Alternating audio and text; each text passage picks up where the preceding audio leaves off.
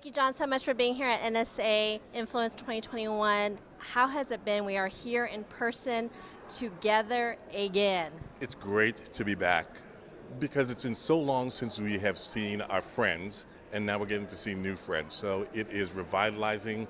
At the same time, I'm an introvert, so every now and then I have to catch my breath. But I'm enjoying every single moment of being back with all of the speakers here at NSA. You know, I heard that the speakers are introverts by nature. A lot of speakers are. How did you become a speaker, and how did you overcome actually being in front of people? I love being in front of people. It's just that I need to recover my energy afterward. And I actually went to a seminar. I can remember the day, June 23rd, 1994. It was a Fred Pryor seminar. The topic was how to deliver exceptional customer service. Darcel Carrington was the presenter. And I sat in the room going, that's what I want to do. And so 2 years later is when I began my speaking journey. But that's when I knew, when he just held the crowd in the palm of his hand. They laughed when he wanted them to laugh. They thought when he wanted them to think. It was just magic to see that happen. So during this whole process, because it's really different when somebody says, oh, I want to do that, right? And then actually taking the steps and learning. What was the process like for you? Taking a risk. I had to leave, and this began back in 1996. I had to leave a full-time job as a supervisor. I could have made the advancement to the position of a manager, and I decided to take a risk instead and join a company to begin with, which sent me all over the world teaching seminars on so many different topics. And it was about 4 or 5 days a week. And after a while, it just got better and better. I released a book. I approached a television station, and at the time I didn't know that you don't approach television stations and say, here's a book, who wants to interview me? But I did, and so they did. And because of that, I got connected to speakers bureaus who saw that I had a personality for television, which then boosted my ability to speak to different audiences. So it was just a natural growth where I took risks and the right things happened.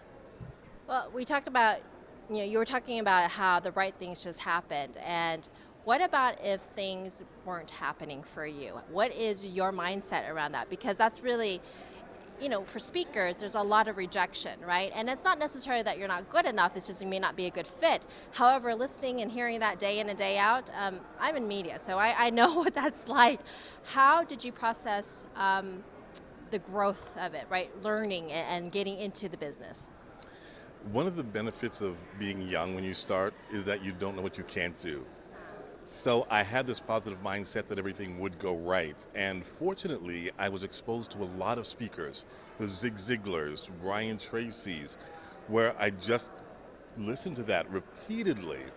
And so it just made you better. And then eventually became connected with the National Speakers Association, which gave even more information. And so it just became a habit. You get into the habit of learning, implementing, and realizing, you know what, sometimes things won't go your way. But because you've already built up that resilience, if you have, you know that it's just today. Tomorrow's going to be different. And sometimes tomorrow's not different. But you know that eventually it will get there. And so that has been a large part of it, is just knowing that maybe you're not seeing what's happening now, but it's like if you plant a seed, you water it enough, you may not see it happening, but you know it's happening. Well, thank you so much for coming out and sharing your brilliance and your story. So appreciate you, and have a great time tonight at the awards. Thank you. I appreciate it. We're having a great time, and tonight's going to be even more fun because the Hall of Famers, they're going to make magic tonight. I know it. Just like you. John was leaving because we thought his interview was done, but then I pulled him back because I just found out he was Mufasa in The Lion King. That's why you have that grand voice. So you got to tell me, you walked in an audition. So tell me the story. I did. I was on a plane because I was speaking full time at that moment, and I saw an ad in the newspaper. It said singers wanted for The Lion King. So when I'm on the road as a speaker, I do karaoke. And I thought, my karaoke is pretty mean. Let me give it a shot. No intention of getting in. Saturday morning, I show up, and they wanted 16 bars a cappella. So they said, hey, do you have your music? I said, music?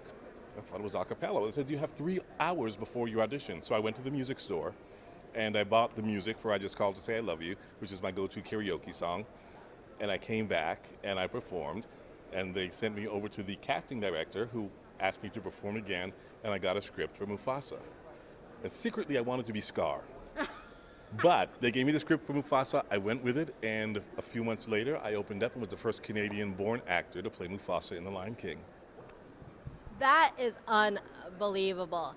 And a fellow colleague of yours, Tom, was talking to us that you have the voice of God, and that the next movie that they do, they should bring you in and you should be the voice of God. Are you game for that? I am up for it. Remember who you are. I'm up. Ooh, I love it. Thank you so much. Thank you. So, John, I'm really happy to be interviewing you. I just need you to squat down, squat. Now we're going to do the next interview in 30 minutes. Can you hold like this? 30 minutes. Can you do it? Maybe I could. No, I'm just kidding. All right. I'm getting old. Maybe not.